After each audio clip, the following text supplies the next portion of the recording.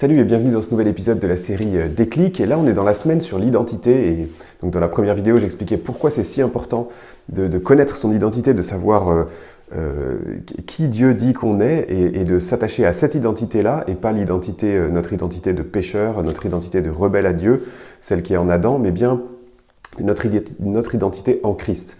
Et pour commencer, le premier point, celui que je voulais voir juste dans cette vidéo, c'est notre identité de saint. Nous sommes saints. C'est ce que la Bible nous dit.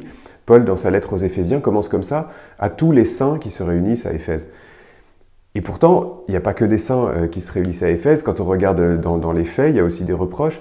Et puis, dans Éphèse, c'était peut-être pas les pires, mais dans d'autres lettres, on voit que Paul s'adresse à des saints. Il dit « aux saints d'eux », alors qu'en fait, c'est franchement... quand on voit après ce qu'il dit, c'est franchement pas glorieux et on voit que leur comportement ne reflète pas ce qu'ils sont.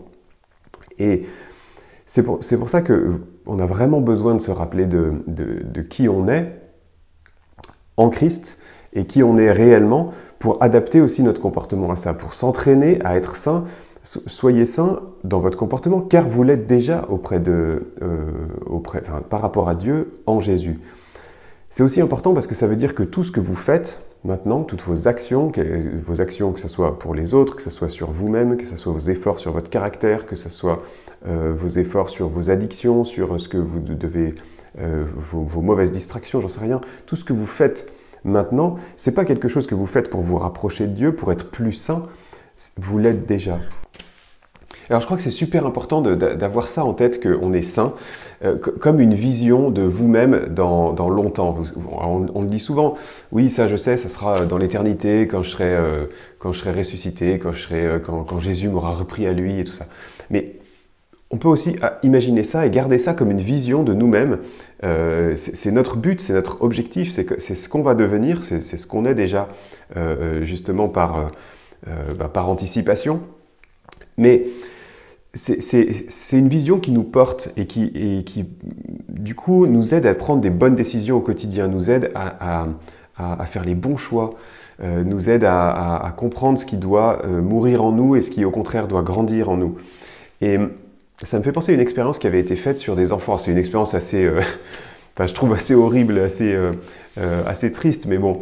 Ils avaient fait une expérience sur un groupe d'enfants. Ils leur ont fait passer un test, comme des tests d'aptitude et de QI ou des tests de compétences, des enfants assez jeunes, assez petits. Et ensuite, ils les ont séparés en deux groupes. Mais en fait, ils ont cherché à faire deux groupes complètement équilibrés. D'ailleurs, le test était bidon, c'est-à-dire qu'ils ont fait un test juste pour les séparer en deux groupes homogènes et équilibrés de compétences.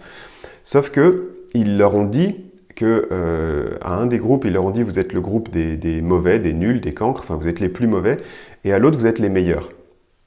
Et ensuite ils ont donné ces groupes-là à leurs enseignants, à leurs profs, pour toute l'année. Et donc ces deux groupes partaient de la même chose. La seule différence, c'est qu'à l'un, on leur a dit vous êtes des nuls, vous valez rien. Enfin, vous êtes dans la classe les classes des problèmes, et puis vous êtes dans la meilleure classe, donc vous êtes là pour être au top. Enfin, on va vous mener au top du top.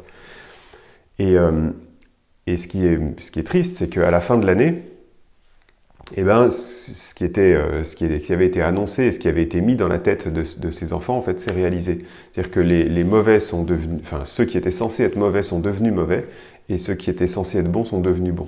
Alors, je ne sais pas ce que ça peut nous enseigner, ce type d'expérience, et forcément, mais c'est surtout que ce que l'on croit est vraiment important et va petit à petit influencer notre façon de vivre, notre façon de grandir, l'image qu'on a de nous-mêmes. Et c'est pour ça que je trouve que c'est d'autant plus important de cultiver la bonne image de soi-même, même si nos actions ne reflètent pas 100% cette image. Donc, vous êtes saints, comportez-vous comme des saints. À demain pour la suite. Si tu aimes, clique sur j'aime, c'est la façon la plus simple de partager et d'inspirer d'autres personnes. Je t'invite aussi à t'abonner pour ne pas louper les prochains épisodes et pour oser changer tout ce qui doit changer dans ta vie. Tu peux aussi me retrouver sur entrepreneurchrétien.com pour plus d'outils et de ressources pour mettre tes talents en action pour la gloire de Dieu. Alors à bientôt.